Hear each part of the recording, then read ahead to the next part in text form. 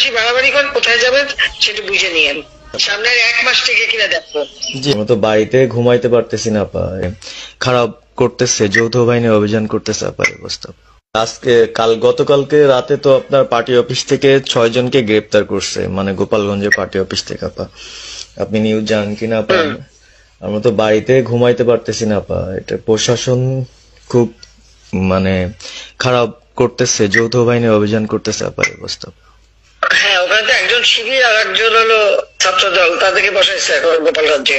আর এখন ওই সুৎখর ইউনূসের কথা শুনে লাফাচ্ছে। আর ওই জামাতের ওরা কয়দিন আছে? জি সামনের 1 মাস থেকে কিনা দেখো।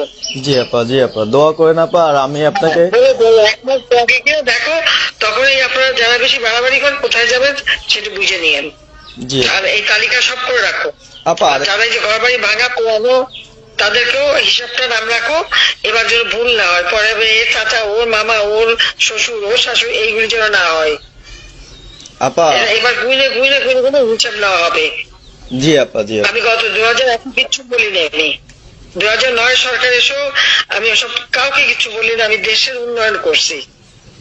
আল্লাহ এরপরে যদি আল্লাহ যদি সুযোগ দেয়, তার আগে যারা আমার নেতা কর্মীকে হাত দিচ্ছে, কোপায় কোপায় ছাত্রলীগে মারতেছে, প্রত্যেকের এক একটা শিক্ষা আমি দিয়ে ছাড়বো। আর